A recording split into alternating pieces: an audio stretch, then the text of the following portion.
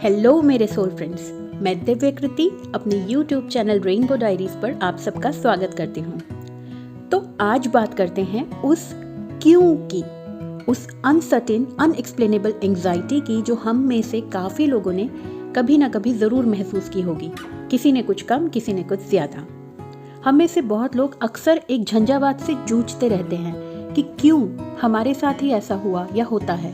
अक्सर बहुत मेहनत करने पर भी हमें वो सफलता नहीं मिलती जो कई लोग काफ़ी कम मेहनत में अचीव कर पाते हैं। कई लोग इस बात से परेशान रहते हैं कि भले ही हम दूसरों को कितना भी चाहते हों, उनके लिए कितना कुछ ही सैक्रिफाइस कर देते हों, पर उनका रेसिप्रोकेशन हमें नहीं मिल पाता। किसी भी ऐसी उधेड़बुन का सही जवाब हमें कोई दे नहीं पाता। हम सवालों में, सोच में गोते लगाते रहते हैं। अलग अलग सिरे हाथ तो आते हैं, पर कोई कड़ियाँ ठीक से जुड़ती नहीं और हम खुद को कभी कभी घुटा सा महसूस करते हैं। और ऐसा हर एक एग्जॉस्टिंग स्पेल एक ब्लैक होल की तरह हमें गर्त में लिए जाता है। लेकिन अलग अलग तरह के अनएक्सपेक्टेड और पेनफुल एक्सपीरियंसेस से गुजरते हुए मैंने यही समझा है कि उस अनंत के सामने हमारा अस्तित्व बौना है। जितनी जल्दी हम ये समझ पाएंगे, हम उतना ही शांत और संयमित रह पाएंगे। उतनी ही जल्दी हम कुछ बिखरे सिरे जरूर समेट पाएंगे। वैसे हमारे आने और जाने का क्या उद्देश्य पाते हैं आप? कभी सोचा है आपने इस बारे में? ये सच है कि वो अनंत शक्ति हमें असीमित प्रेम करती है। हम कितना भी बुरे क्यों ना हों, प्रकृति अपनी रचना पर केवल प्यार ही लुटाती है। तकलीफें तो सब हमारी जनी हैं। क्या सोच रहे हैं? यही कि कोई जानबूझकर तकलीफ क्यों चुनेगा? तो ठीक ही तो है, जानबूझकर तो हम केवल कर्म चुनते हैं। आगे तो सब अपने आप ही अस्तित्व में आ जाता है, या सिंपल वर्ड्स में पूरा का पूरा सीक्वेंस लाइन अप हो जाता है।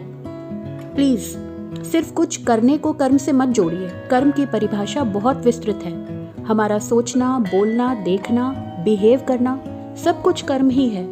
हमारे पास हर मोमेंट ये चॉइस होती है कि क्या सोचना, बोलना और करना है। अंतरात्मा सभी को आवाज देती है, पर ये हमारी चॉइस होती है कि हमें उसकी सुननी है कि नहीं।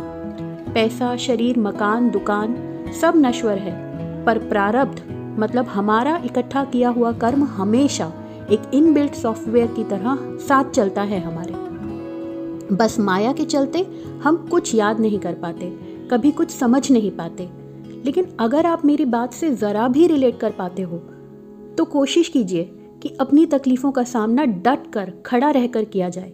मन में विश्वास बना रहना चाहिए कि हम अपने कर्म भोग कर अपना नेगेटिव बैलेंस कम कर रहे हैं। उस अनंत शक्ति का आभार मानते हुए हमको अपने द्वारा अभी किए जा रहे कर्मों का भी पूरा बोध होना चाहिए। इसी के आगे एक और बात जो समझी जानी चाहिए वो ये कि कोई भी बुरी परिस्थिति, कोई बुरा अनुभव, कोई ठगी या किसी के द्वारा दी गई तकलीफ शायद आपके पुराने कर्मों का हिसाब किताब हो सकता है, या सामने वाले के द्वारा अब जनरेट किया गया बुरा कर्म जिसका फल उसको भी आगे चलकर भोगना ही पड़ेगा। तो अब आप बताइए, ऐसी किसी भी दुखी कर देने वाली सिचुएशन में भला अपना आपा खोकर हमें सामने वाले से बदला लेने के लिए अपना भी बुरा कर्म जनरेट कर लेना चाहिए क्या? सोचिए ना, अल्टीमेटली नुकसान किसका होगा?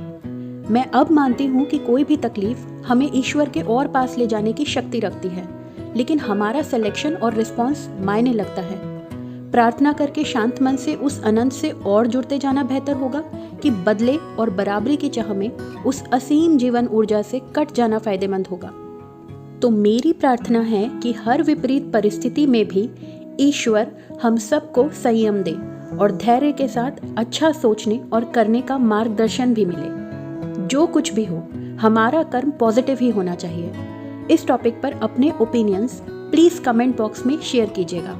अच्छा लगे तो वीडियो को लाइक और शेयर कीजिएगा। We'll meet you in next video. Till then, take care and stay blessed.